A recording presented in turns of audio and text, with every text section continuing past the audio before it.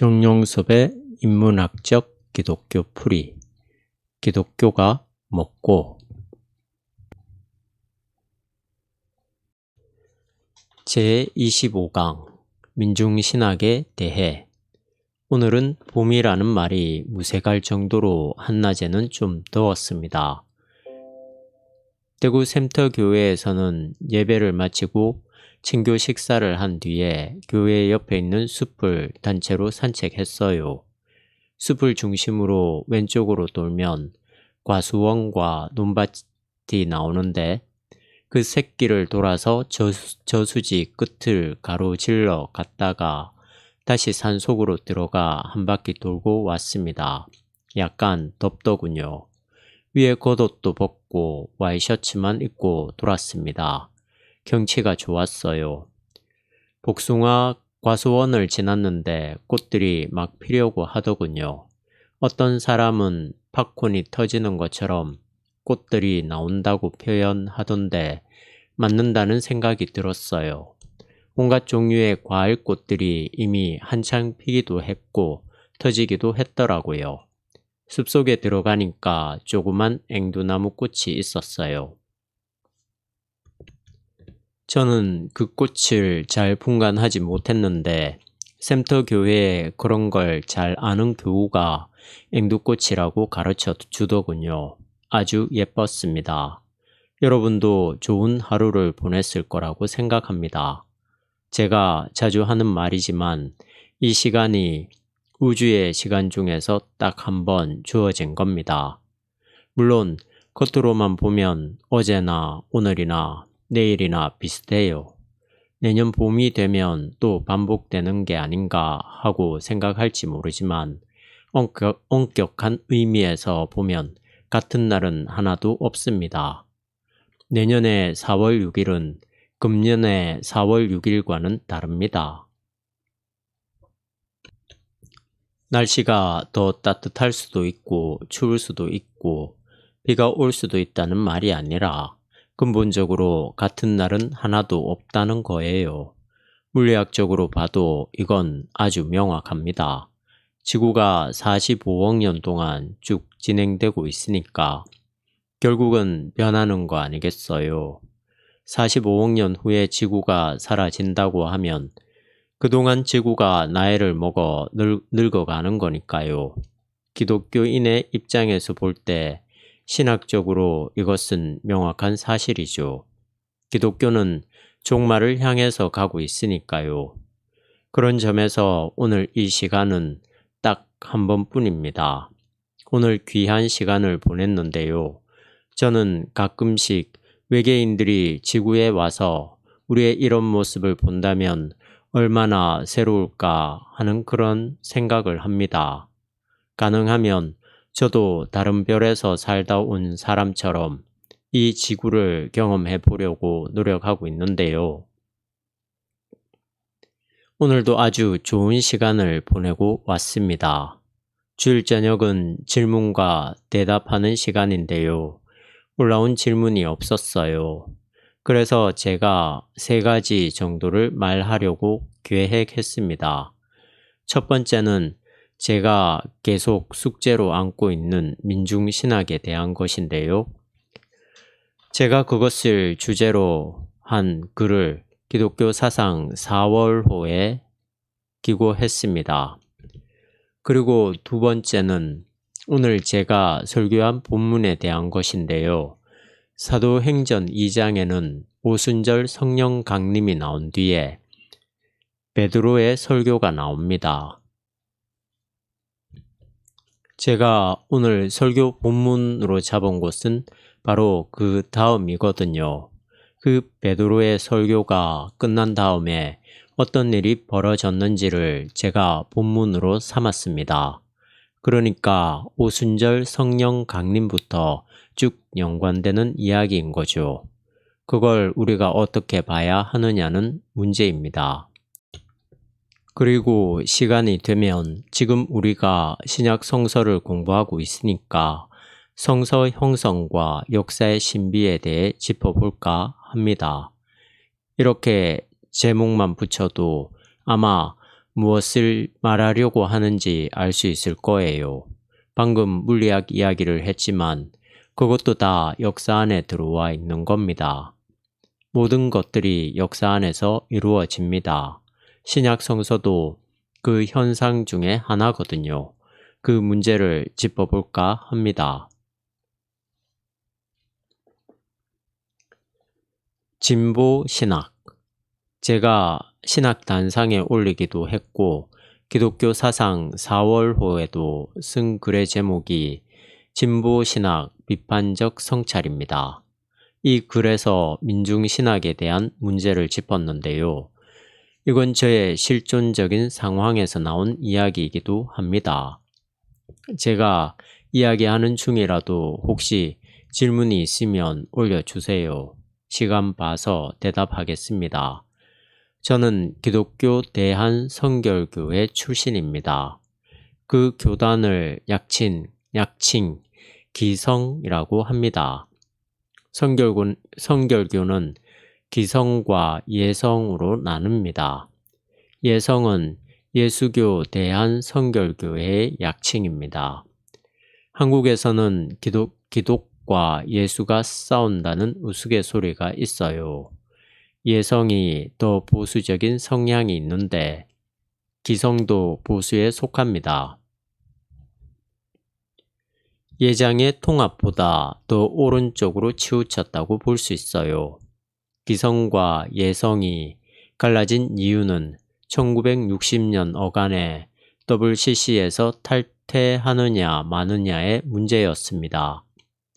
아마 예장에서 통합과 합동이 갈라진 이유도 WCC 문제였을 겁니다. 세계교회협의회는 에큐메니컬 운동을 하면서 제3세계 같은 곳에 많은 관심을 갖고 있었는데 한국교회가 정서적으로 그걸 받아들이지 못하는 부분이 있었습니다. 거기에서 나와야 한다는 사람들도 있었고 남아 있어야 한다는 사람들도 있었기 때문에 결국 갈라졌어요. 처음부터 갈라진 게 아니었습니다. 그런 이유로 기성도 예성과 같이 탈퇴를 했는데 결국은 갈라졌어요. 저는 학부에서 서울신학대학을 졸업했습니다. 이 학교가 기독교 대한성결교회에 속해 있습니다. 고등학교를 졸업한 학생이 신학교를 갈 때는 뭐가 뭔지 모릅니다. 그 학교가 진보적인지 보수적인지 교수들의 어떤 분들인지 전혀 모르고 가는 거죠. 자기가 다니는 교회 담임 목사가 추천하는 곳으로 그냥 갑니다. 제가 그때 성결교회를 다녔기 때문에 서울신학대학으로 간 거예요. 어쨌든 기성은 굉장히 보수적인 교단입니다.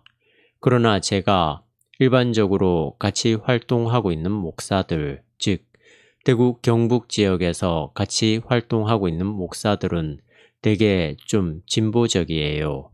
KNCC의 인권위라고 있어요. KNCC는 WCC와 연관된 단체인데 한국기독교교회협의회라고 합니다. 제가 거기 인권위에 속해서 오랫동안 활동하고 있습니다. 또 목협이라는 단체도 있는데요. 목회자 정의평화 실천협의회의 약자입니다. 양쪽 모두 한국을 대표하는 진보적인 단체라고 할 수 있습니다. 성결교회 목사들 중에 이런 곳에서 활동하는 사람들은 거의 없습니다. 그런데 제가 왜 거기에 들어갔느냐고요? 글쎄요, 왜 거기 들어갔을까요? 이런저런 연유로 들어가게 되었습니다. 제 나름대로 저의 신앙적 정서에 당연히 필요하다고 생각해서 들어가 활동하고 있어요. 지금도 여기에서 부회장 같은 걸 하고 있어요.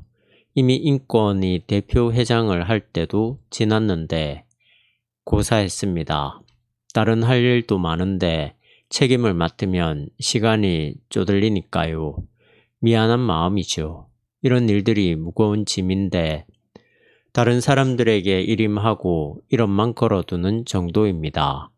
꼭 내가 참여해야 할 경우는 물론 참여하지요.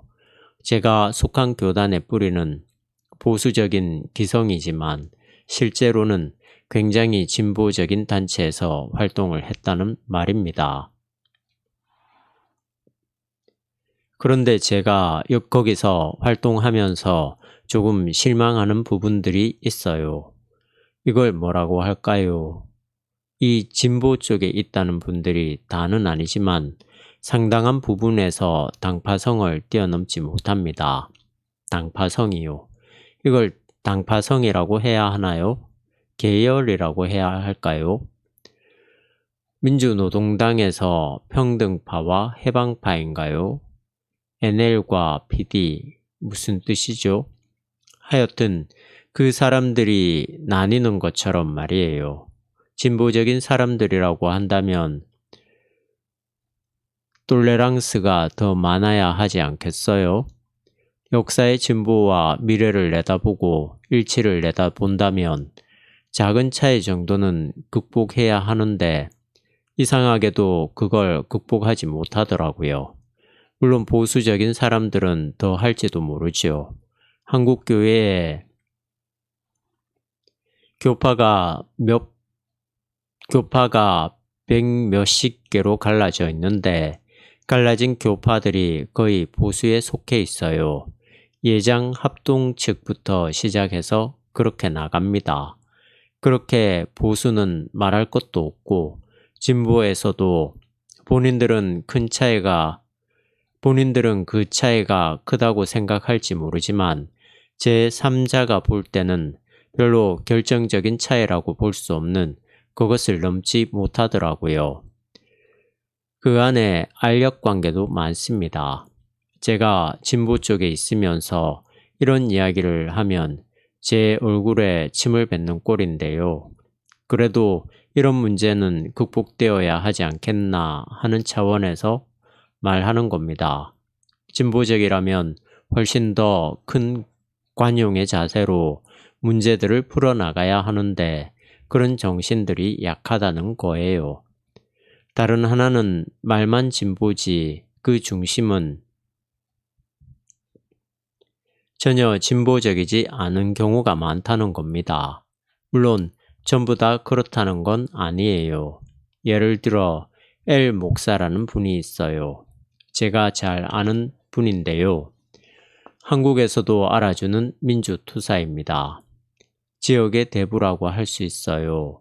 그런데 그분이 무슨 새마을금고 이사장을 지냈어요. 너무 구체적으로 말하는 것 같은데 그래도 괜찮습니다. 개인적으로 제가 존경하는 분입니다.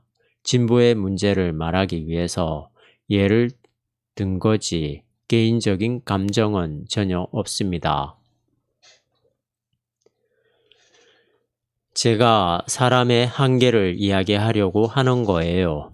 그러니까 진보냐 보수냐 하는 이런 것 자체가 결정적으로 그 사람의 옳고 그름을 판단하는 근거가 아니라는 겁니다. 그분이 새마을금고 이사장을 하면서 이런 말을 하더군요. 오래전의 이야기입니다. 새마을금고 여사무원들을 정규직에서 비정규직으로 전환하는 방식으로 인건비를 많이 절약했고 그래서 지난 1년 동안 순수익을 많이 올렸다고 해요. 당사자에게 직접 들은 이야기입니다. 그런 말을 듣고 속이 좀 불편했습니다. 진보라면 늘 안에서든 밖에서든 인간의 정의, 평화, 인간의 인간다움을 위해서 투쟁하는 모습을 보여야 하거든요. 사회를 향해서는 남을 향해서는 정의롭고 평화롭게 비정규직을 정규직으로 전환하라고 하면서 자기 이권이 걸린 문제에서는 여전히 비정규직 형식으로 인건비를 낮춘 것에 대해 자랑한다면 안과 밖이 다른 거잖아요. 그런 게 많습니다. 사회에서는 정의나 평화를 외치면서도 진보 인사이자 목사인 분들이 집에 들어가면 가부장적인 행동을 많이 하거든요. 사회 민주화를 부르짖으면서 왜 집에 들어가면 아내에게 폭군처럼 구느냐는 거죠. 그런 일들이 많아요. 그렇게 작은 차이들을 극복하지 못하는 이유가 무엇인가 하는 생각을 했어요. 그런 것 때문에 제가 그분들과 같이 연대를 하면서도 인간의 한계를 생각하고 있습니다. 그렇다고 해서 제가 그분들을 근본적으로 불신하는 건 아니에요. 아, 그게 인간의 한계다. 그래도 좋은 뜻을 갖고 역사 진보를 위해 활동하면 좋겠지. 그런 정도로 생각하고 있습니다. 민중 메시아니즘, 진보신학, 비판적 성찰이라는 글은 저의 실존적 고백에서 나온 겁니다. 민중신학이 바탕에 깔고 있는 것은 민중 메시아니즘이라고 하는 거예요. 민중 메시아니즘. 제 생각에는 도대체 이게 말이 되냐는 거죠. 신학적으로도 그렇고 현실적으로도 그래요. 민중이 역사 진보의 주체가 과연 될 수 있는가 하는 질문입니다. 지금 국회의원 선거를 앞두고 있는데요. 지난 대선에서 이명박 후보가 대통령이 되었습니다. 이게 바로 대한민국 민중들의 현주소거든요. 그러니까 민중은 결코 역사 진보의 주체가 될 수 없다는 겁니다. 민중이든 그 반대의 개념으로 엘리트든 다 인간일 뿐이죠. 제가 보기에는 모두가 인간, 그 이상도 아니고 이하도 아닙니다. 저는 민중신학이 인간인 민중을 이상화함으로써 기독교의 메시아니즘을 세속화했다고 봅니다. 성서가 보는 인간, 즉 인간이 죄인이라는 것, 그래서 용서를 받아야 하고 스스로 의로워지는 게 아니라 예수를 믿음으로 의롭다고 인정받는다는 기독교의 기본적인 도구마가 훨씬 더 인간에 대한 바른 이해이자 아주 심층적 이해에서 나온 것이 아니냐는 생각입니다. 이 칭의로는 바울, 루터, 칼뱅에 이르기까지 기독교의 기본적인 신앙이거든요. 선거를 앞두고 도대체 우리 기독교인들이 어떻게 선거를 해야 할지 말할 거리가 하나도 없는 것 같습니다. 다비아의 젊은 친구들이 대한민국의 미래를 고민하는 글을 올리고 하는데요. 저도 하고 싶은 말은 많이 있는데 입 다물고 있습니다. 별로 희망적이지 않아서요. 기독교 신앙은 죄론을 바탕에 깔고 있기 때문에 인간에 대해서는 비관론에 가깝습니다. 그러나 하나님의 은총을 바라본다는 면에서는 낙관론이기도 하죠. 비관론과 낙관론이 교차하고 있습니다. 인간만 본다면 어디에서도 희망을 찾아내기 힘들어요. 그런 점에서 저는 민중신학을 비판한 겁니다. 왜 민중들에게 희망을 거냐는 말이죠. 민중을 의식한다거나 돕는다는 것은 그냥 목회, 하나님 나라 운동만으로도 충분합니다. 굳이 민중신학이라고 말할 필요도 없어요. 민중신학이라는 말을 붙이자면 민중 메시아니즘에 근거해야 하거든요. 민중이 주체적으로 메시아 역할을 할 수 있다는 말이니까요. 이게 과연 가능한가요? 제가 보기에는 안 됩니다. 오히려 성서가 말하는 것이 훨씬 더 심층적인 인간 이해라고 생각해요. 민중은 기회에 따라서 자기에게 유익하면 부도덕한 대통령도 선택합니다. 사실 이런 말을 해서 미안하지만 이명박 대통령과 관계된 한두 가지 일만 보더라도 이분은 일반적으로 대통령이 될 수 없는 분이잖아요. 실증은 없어도 심증은 다 있는 거 아닙니까? 정치 이야기는 제가 할 필요가 없는데요. 그런 분이 대통령이 되었다는 것은 대한민국 민중들에게 다 공범의식이 깔려 있는 겁니다. 그 사람만 그런 게 아니라 모든 사람이 그럴 가능성이 있기 때문에 그걸 어쩔 수 없이 받아들이는 겁니다. 또 졸부건성도 있어요. 대통령이 그런 식으로 부자가 되었기 때문에 모두가 그럴 가능성이 있지 않겠느냐 하는 대중심리가 작용한 것 같습니다. 그런 민중들이 교회의 구성원들입니다.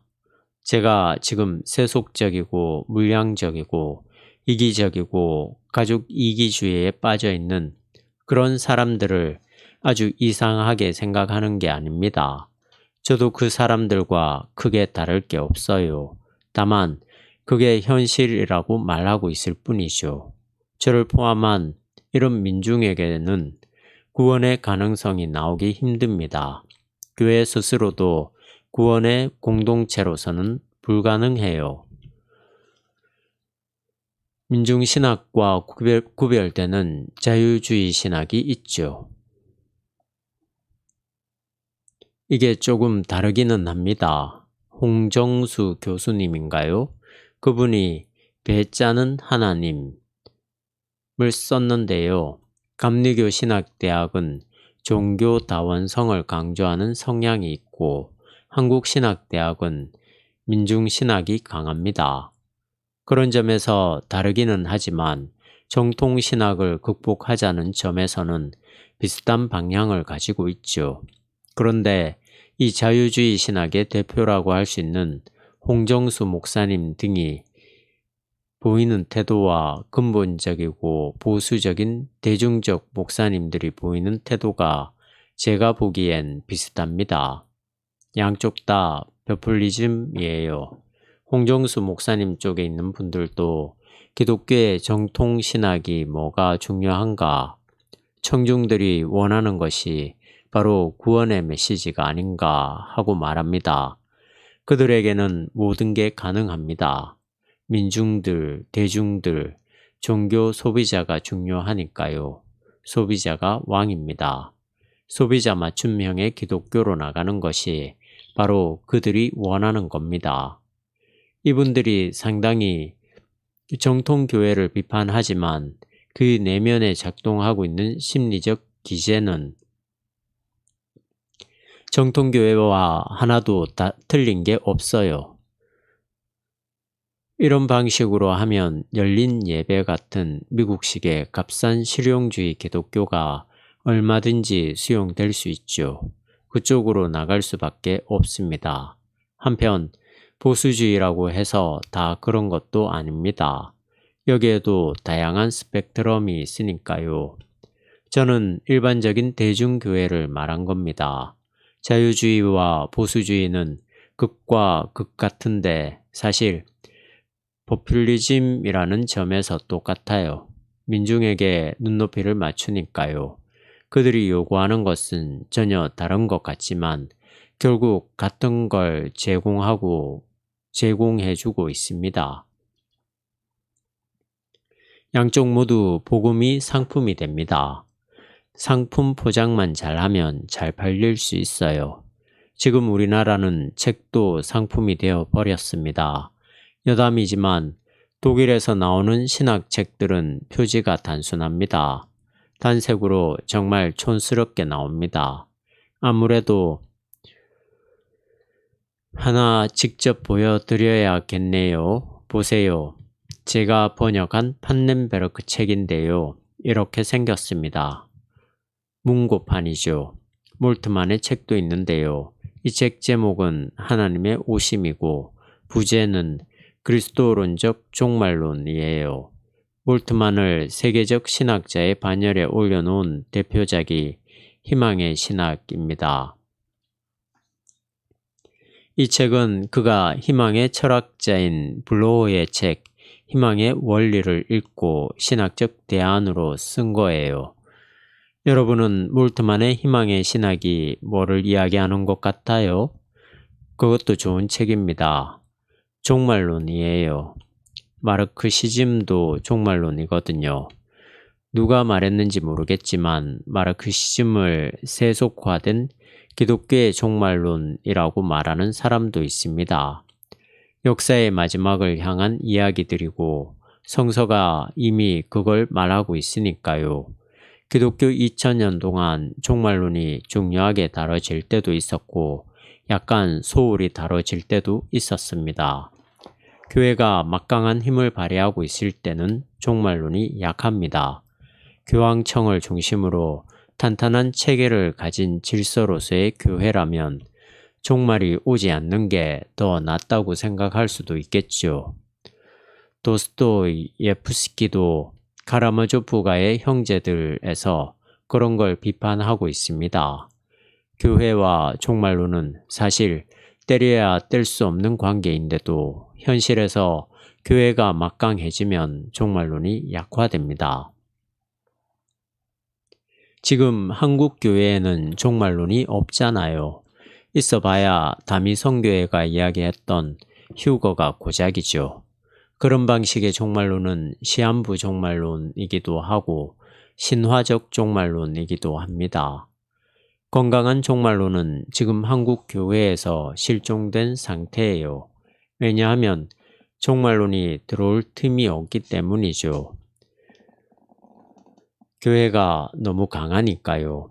방금 제가 예로 든 카라마조프가의 형제들에 나오는 대신문관의 러시아 정교회처럼 재림한 예수를 쫓아보내고 교회 자체가 재림한 예수처럼 교권을 행사하는 모습들이 한국 교회에 정말 많습니다. 한국의 많은 기독교인들이 교회가 구원을 주는 것처럼 말은 안 해도 정서적으로는 그렇게 생각하고 있어요. 종말론은 우리가 많이 생각하고 공부해야 할 문제입니다. 신학자들이 그걸 붙들고 있어요. 몰트만이 처음에 종말론을 썼는데 나이가 들어 쓴 책도 종말론입니다. 이 책이 이렇게 투박해요. 색깔이 별로죠. 한 색깔로 바탕에 깔았어요. 세계적인 명저인데도 이렇게 나옵니다. 우리나라는 책이 상품이 되어 버렸어요. 내용은 형편없는데 그냥 갖고 싶어 하도록 책을 만드는 것 같아요. 복음도 그렇게 상품이 되어 있습니다. 양쪽 모두 포퓰리즘 성격이 강한데 그래도 어쨌든 둘 중에 하나를 선택하라고 한다면 저는 민중신학에 표를 던지고 싶습니다. 그나마 그들이 역사에 대한 책임의식을 갖고 있기 때문이죠. 다만 양쪽 모두에게서 보이는 포퓰리즘이 문제인데요. 그래서 민중신학 동지들에게 민중을 이상화하지 말고 조금 내려놓고 기독교 정통신학, 기독교의 근본을 붙들자고 시간 있을 때마다 말합니다. 그래서인지 그쪽 사람들이 저를 향해서 변절했다는 식으로 혹은 뭔가 좀 문제가 있다는 식으로 말하는 것 같아요. 그러나 그런 사람은 드물고요. 전반적으로는 그분들과 잘 지내고 있습니다. 성서 주석. 그 다음에는 오늘 설교한 내용을 좀 짚어보겠습니다. 설교 내용을 다 말할 수는 없고요. 사도행전 2장에 보면 오순절 성령 강림 사건을 배경으로 해서 베드로 설교가 나옵니다. 저는 설교 준비를 할 때 국제 성서 주석을 참고합니다. 저는 설교 준비를 이렇게 합니다. 일단 교회력에 따라서 성서 본문을 찾아 읽어요. 그 다음 성서 주석을 한번 읽고 난 후 묵상하고 기도하면서 어떤 전체적인 윤곽을 머릿속에 그린 다음 글을 써나가죠.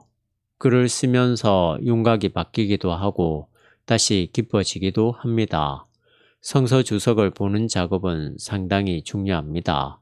수십 년 동안 설교해온 사람이 무슨 성서 주석을 보느냐, 성서 본문만 봐도 딱 설교가 나와야 하는 거 아니냐, 이렇게 말하는 사람들이 있어요.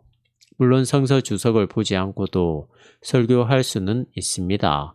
어쩌면 주석을 보지 않고 설교하면 더 쉽게 할 수도 있을 겁니다. 설교 준비를 하지 않는 게 더 좋을 수도 있겠죠. 제가 오늘은 강의 준비를 많이 하지 않았거든요. 다 즉흥적으로 떠오르는 것들 중에 몇 가지를 정한 거예요. 그렇게 하면 듣는 사람과의 소통이 더 잘 됩니다. 청중과 내가 만나는 지점에 들어가서 말이 곁길로 나가지 않고 거기에만 치중하면 되거든요. 설교도 그렇게 하면 사실은 쉽습니다. 제가 보기에는 대중 설교자들은 설교 준비를 하지 않아요. 아마 하더라도 한두 시간이면 끝날 겁니다. 저도 마음만 먹으면 얼마든지 그렇게 설교할 수 있어요. 재미있는 이야기 몇 편만 하면 되잖아요. 리더스 다이제스트 유의 책에서 감동적인 예화를 선택하기만 하면 얼마든지 할 수 있어요. 만약 그게 번역이 돼서 신자들이 많이 안다면 독일어 책이나 영어 책에서 재밌는 이야기를 몇 개 더 해도 되고 동물의 세계도 좋죠. 과학 상식도 좋고요. 호기심 갈만한 이야기를 몇 편 준비해 놓고 설교하면 됩니다. 대중 설교자들이 아마 거의 그럴 거예요. 제가 설교 비평을 하면서 늘 짚었던 거지만 사실은 대다수의 설교자들이 입담으로 설교를 합니다. 이게 젊은 목사들에게는 유혹이 되기도 하고 한계이기도 한데요. 그렇게 해야만 신자들이 은혜를 받았다고 하니 어떻게 합니까? 신자들은 설교 내용을 다 안다고 생각합니다. 뻔하잖아요. 그게 예수 잘 믿고 어떻게 하라는 건 다 아니까 재미있게만 하라는 말이거든요. 이것도 일종의 포퓰리즘입니다. 그렇게 하면 신자들이 은혜를 받았다고 하니까 목사들이 자꾸 그쪽으로 나갈 수밖에 없어요. 예배 방식들도 점점 상품화가 되어가지요. 값싼 실용주의 쪽으로 자꾸 나가요. 그게 목사의 영성이 그 정도밖에 되지 않는 이유도 있겠지만 청중들의 책임도 아주 많습니다. 청중들을 그렇게 만든 책임이 목사에게 있는 게 아니냐고 한다면 저도 목사로서 할 말은 없어요. 그러나 시대 정신이라는 게 있잖아요. 아무리 교회에서 바른 것을 전하더라도 청중들이 받아들이지 않으면 그만이거든요. 결국 그 책임이 목사들에게 있기는 한데 이미 엎질러진 물이기 때문에 몇몇 목사가 정신 차리고 똑바로 한다고 해도 다시 주워 담기는 어렵습니다. 개신교는 이미 그렇게 되어 버렸어요. 로마 가톨릭 교회는 엎질러진 물까지는 아니에요. 거기는 전체가 하나의 큰 틀로 나가기 때문에 몇몇 신부들이 쓸데없는 이야기를 해도 흔들리지 않습니다. 문제가 생기면 교체하면 되거든요. 조직의 쓴맛을 보여주면서 해결합니다. 이게 가톨릭을 흠잡으려고 하는 말은 아니에요. 거기에도 비슷한 문제들이 있다는 겁니다. 어쨌든 가톨릭은 시스템이 받쳐주기 때문에 상처들을 극복해 나갈 수 있는데요. 개신교는 그 문제를 해결하기가 불가능합니다. 물론 처음에 잘못한 것은 목사지만 이미 전체가 그 방향으로 가 있기 때문에 몇몇 사람이 새롭게 뭘 해보려고 해도 그런 사람만 골탕 먹지 실질적으로 잘 되기가 어렵습니다. 청중들이 원하지 않으니까요. 저도 요즘 제 설교를 동영상으로 올립니다. 다비아를 통해서 설교를 듣거나 읽는 사람들이 있어서요. 조심스럽게 합니다. 조심스럽다기보다 신경을 좀 쓰거든요. 제가 하고 싶은 말은 제가 설교 준비를 하지 않고 적극적으로 하면 오히려 설교가 쉬울 수 있는데 그렇게 하지 않는다는 겁니다. 왜냐하면 설교는 청중들에게 하는 게 아니라고 생각하기 때문이에요. 강의는 청중들에게 하는 겁니다. 큰 방향만 잘 정해놓고 청중들과 호흡만 잘 맞추면 됩니다. 그러나 사실 설교는 청중을 향해서 하는 게 아니죠. 설교하는 사람은 그 자신도 성령이 하는 말을 듣고 들은 것을 전달하는 겁니다. 시인들을 가끔 예로 들었는데요. 시인들이 독자들을 염두에 두고 시를 씁니까? 그렇게 하면 가짜 시인들이죠. 시인들은 시적인 영감에 충실합니다. 목사도 신탁을 받은 사람들이라고 하잖아요. 그 신탁이 설교를 말하는 겁니다. 신탁이기 때문에 형식적으로는 청중들을 향해서 외치지만 실질적으로는 하나님을 향한 외침이어야 한다고 봅니다. 그래서 저는 설교를 할 때 청중들을 완전히 무시하는 것은 아니지만 성서 텍스트에 충실하려고 최선을 다합니다. 그렇게 해도 뾰족한 설교가 되는 건 아니지만 그런 몸부림을 치고 있습니다. 그런 점에서 성서 주석은 꼭 필요합니다. 성서 텍스트가 장난이 아니거든요. 제가 큐티식 설교의 문제점을 지적했듯이 많은 경우에 성서 텍스트로 들어가는 작업은 하지 않고 적용만 하거든요. 적용은 제발 그만두자는 겁니다. 신자들을 성숙한 사람들로 믿고 그들이 알아서 하도록 좀 내버려 두자는 거예요. 그리고 바르트의 표현을 빌리자면 성서의 놀라운 세계를 보여주자는 거죠. 성서에 놀라운 하나님의 세계가 있거든요. 돌고래가 수영을 하는 모습을 보고 있으면 참 아름답죠. 설교자가 영적인 수영을 하고 있으면 청중들이 그 모습을 보고 따라하면 하는 거고 아니면 마는 거죠. 어쨌든 성서 텍스트가 장난이 아니기 때문에 수십 년을 설교하고 살았어도 성서 텍스트 앞에 서면 아득합니다. 과연 성서 기자가 무엇을 이야기하려고 했는가 하는 점이 어렵기 때문이죠. 대답이 뻔한 게 아니거든요. 그래서 성서 주석을 보는 겁니다. 설교뿐만 아니라 삶도 하나님께 집중하면 어떨까요? 당연히 그래야겠죠. 그게 영성입니다. 성령과의 소통 속에서 얻어지는 삶의 태도가 영성이거든요. 그런 태도를 일종의 구도라고 할 수 있죠. 또한 그것이 존재론적인 목회 태도이기도 하고요. 또 구원론적인 것이기도 하고 종말론적인 삶의 자세이기도 합니다. 사실 청중은 목사에게 중요하지 않습니다. 물론 이 말에는 어폐가 있어요. 목사가 청중과의 관계 속에서 일하는데 청중이 중요하지 않다고 하니까요. 하지만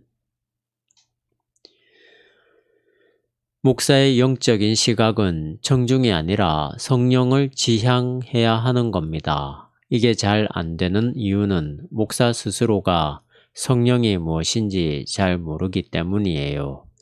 이상하죠? 이상할 거 하나도 없습니다. 모르면서도 얼마든지 목사할 수 있어요. 여기 선생님들도 있을 텐데 선생님들, 수학 선생님이면 모두 수학을 잘 아나요? 공식 몇 개 알고는 학생들에게 필요한 정보만 제공할 뿐이죠. 물론 선생님에 따라 수준 차이가 있겠지만 선생님이라고 해서 다 알고 하는 건 아닙니다. 사이비도 많아요. 잘 몰라도 아는 것처럼 행세할 수 있어요. 교회 안에서도 이게 가능합니다. 정말 속된 표현으로 환장할 일이거든요. 신자들이 거기에 껌뻑 넘어가요. 성령이 무엇인지도 모르고 성령을 받았다고 해요. 성서가 말하는 몇 가지 용어들을 이야기하고 청중들의 심리나 정서에 강한 자극을 주면 신자들이 성령을 받았다고 합니다. 사실 이런 목회를 하면 목사 자신이 영적으로 더 힘들어요. 다른 사람들은 눈치챌 수 없어도 자기는 다 아니까요. 설교도 마찬가지입니다. 저 사람은 설교를 알고 하는 건지 모르고 하는 건지 제 눈에 들어옵니다. 제가 도사처럼 이야기해서 미안합니다만 제가 도사여서가 아니라 상대방이 너무 어처구니가 없어서 눈에 보이는 거예요. 기본도 안 되니까요. 설교자가 되려면 아주 고도의 신학이 필요한 거냐고요? 그런 말이 아닙니다. 고도의 신학적 지식이 아니라도 기본적인 자세만은 갖춰야 한다는 거죠. 헨첸의 사도행전 주석. 제가 보는 주석은 여러분이 영상으로 보는 이 책입니다. 에런스트 헨첸이 쓴 사도행전 주석입니다. 신학의 역사에서 사도행전을 주석한 책만도 수백 권입니다. 유명한 학자들이 쓴 책도 많죠. 설교 준비를 하면서 어떻게 그걸 다 읽을 수 있겠어요? 그럴 수는 없죠. 저는 주로 한국신학연구소에서 나온 국제성서 주석을 보는데 저자가 여러 사람입니다. 그중 사도행전은 2권으로 번역되어 나왔어요. 두껍습니다. 2권 각각 580쪽이네요. 이런 책을 꼼꼼하게 읽는 것도 공부가 많이 됩니다. 제가 지금 읽어도 많이 배우거든요.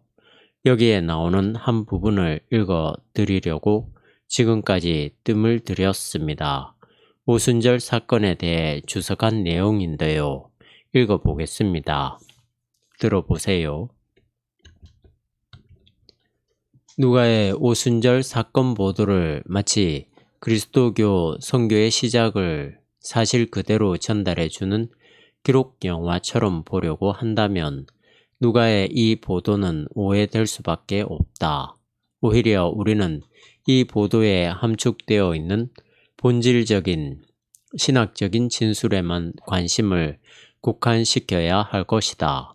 즉, 그리스도교 공동체 안에 임재하여 그들을 다스리며 이끌어 나가는 성령은 그들 자신의 내면으로부터 나온 것이 아니라 하나님으로부터 온 것이다. 이 성령은 예수 그리스도를 통하여 주어졌다. 그리고 그 성령은 국가와 민족의 장벽을 초월한다는 것이 여기에 함축되어 있는 신학적 진술이다. 오순절 성령 강림 사건은 여러분도 알고 있는 대로 바람 소리가 나고 불의 혀처럼 갈라지면서 사람들이 방언을 했다는 이야기예요. 그러고 나서 곧이어 베드로가 예루살렘 저작거리에 나가 설교를 하는데요. 헨첸은 이런 것들을 초기 기독교 선교의 기록 영화처럼 생각한다면 사도행전을 기록한 누가의 보도를 오해하는 거라고 합니다. 이것은 하나의 사실을 이야기하는 게 아니니까요. 많은 경우에 설교자들은 이것을 고민하지 않습니다. 이런 보도를 사실인 양 전제하고 오늘 우리에게도 반복될 수 있는 일처럼 강요하거든요. 그래서 바람 소리나 불을 보게 하고 방언을 하게 합니다. 저작거리에 나가서 전도나 선교도 하게 하죠. 성서에 나와 있는 일들을 그대로 반복하는 신앙을 요구하는 거죠. 그런 일들이 얼마나 많이 일어납니까? 한두 가지가 아니죠. 이게 성서 텍스트를 오해하는 데서 생기는 가장 큰 문제들입니다. 사실 이것만이 아니에요. 구약으로 가면 더 많은 문제들이 있어요. 성서에 나온 것을 다 사실처럼 말하기 시작하면 기독교 신자들은 세계관에서 모순이랄까 혹은 이중성을 가질 수밖에 없습니다. 교회에서 듣는 말과 세상에 나가서 듣는 보편적인 진리가 상반되니까요. 물론 부분적으로는 상반될 수 있겠지만 사실 전반적으로는 상반될 게 없거든요. 오늘 헨첸이 지적한 부분이 굉장히 중요한 것 같아서 여러분에게 읽어드렸습니다. 성서의 내용은 기록 영화가 아니라 신학적 진술이라는 점이 정말 중요합니다. 과연 2000년 전에 정확하게 기원 후 80에서 85년 사이에 이미 유대 기독교는 역사에서 사라졌고 바울도 이미 죽었습니다. 그렇게 한 세대가 지난 다음에 이방 기독교가 세계 교회사의 주류로 등장합니다. 그때는 지난 시대와는 전혀 달랐습니다. 예루살렘 공동체가 없어졌으니까요. 그렇게 이방 기독교가 중심이 된 그때에 누가라는 역사학자는 사도행전을 통해서 무엇을 이야기하려고 했을까요? 바로 그 신학적 진술을 듣는 것이 중요한 겁니다. 평신도들도 신학 공부가 필요해요. 고도의 신학적 훈련이 아니라 신학적 마인드가 필요하다는 뜻입니다. 자기에게 주어진 만큼 그 영성을 이해하고 배우려고 하는 노력이 필요합니다. 그런 것 없이 이것을 역사적 사실로만 받아들이고 믿기 힘들어도 믿어야만 한다는 강박관념 속에 빠지는 것을 사람들은 신앙이라고 생각하거든요. 이것은 심리학입니다. 오늘 여기 인용한 글에서도 나오죠. 성령은 우리의 내부에서 나온 것이 아니라고요. 그런데 사람들은 성령을 심리작용으로 안다니까요. 그렇지 않습니다. 성령은 바람과 같이 우리의 뜻이 아니라 그분의 뜻대로 움직이는 인격적 존재예요. 인간의 인격이 아니라 신격입니다. 페르소나예요. 그분은 우리가 예상할 수 없는 자신의 의지대로 움직이는 생명의 힘, 진리의 힘, 종말론적인 힘이거든요. 그런데 자꾸만 한국교회 신자들은 성령을 자기 내부에 있는 어떤 것으로 생각합니다. 심리나 정서적인 차원에서 생각해요. 실컷 울면서 기도하고 나면 속이 시원하죠. 그건 교회에 나와서 하지 않아도 가능해요. 제가 설교 비평에서 다룬 분들이 36분인데요. 정통교회에서는 2분이 가장 질적으로 나쁜 설교를 하더군요. 연세중앙교회의 윤석전 목사님과 부산 수영로 교회의 정필도 목사님이었어요. 그분들은 폭력적입니다. 우리의 영성을 오히려 파괴하는 힘이 강해요. 성령과 악령은 제가 보기에 큰 차이가 없습니다. 종이 한 장 차이예요. 제가 이렇게 실명을 거론하면서 경솔하게 이야기를 해서 미안합니다. 여러분이 다비아에서 오랫동안 대화한 사람들이기 때문에 이해할 것 같아서 하는 말이에요. 그런 설교를 듣고 속이 상해서 이렇게 과격하게 말씀드립니다. 그래서는 조금 약화시켰었지만 설교를 듣고 읽는 순간에는 화가 치밀었습니다. 그런 교회에 자기가 맡은 학생들을 끌고 탐방 다니는 전도사들을 보는 것도 기가 막혔고요. 신학적인 마인드는 전혀 없이 그냥 성경 말씀만 읽고는 믿어지지 않으니까 믿습니다 하는 겁니다. 자기 자신을 믿는 거예요. 자기 확신만 생기면 그만이죠. 여러분, 자기 확신은 그렇게 중요하지 않습니다. 사람은 얼마든지 억지로 믿을 수 있어요. 기독교 신앙은 죽을 때까지 불신 혹은 불안이 따라옵니다. 그걸 모조리 다 없애버리고 완전히 믿겠다고 하면 광신이에요. 여러분 속에서 나오는 의심이나 회의를 두려워하지 마세요. 그건 아주 자연스러운 겁니다. 의심되는 게 있으면 물어봐야 하잖아요. 그런 의심이 있다 하더라도 예수 그리스도의 사건에 내 운명을 맡긴다고 하는 기본적인 신앙을 갖고 있으면 됩니다. 그리고 그분에게 맡기면 돼요. 뒷일은 그분이 알아서 합니다. 그분은 우리가 생각하고 있는 것보다 더 귀한 생명을 우리를 위해 준비하고 있거든요. 죽을 때까지, 숨이 넘어갈 때까지 조금 의심스러운 부분이 있더라도 불안하게 생각하지 마세요. 괜찮습니다. 그러한 생각을 하게 하는 게 신학인데 한국 교회들은 그게 두려우니까 아예 그쪽으로 발 디딜 생각조차 하지 않는 겁니다. 오늘은 여기까지 해야겠네요. 성서 형성과 역사의 신비는 다음에 하죠. 시간이 다 됐습니다. 국제 성서 주석 질문이 올라왔네요. 질문하신 분은 신학을 전공한 분 같군요. 국제 성서 주석을 읽어보면 무엇을 말하려고 하는지 잘 감이 잡히지 않습니다. 어떤 식으로 읽으면 좋을까요? 아주 좋은 질문입니다.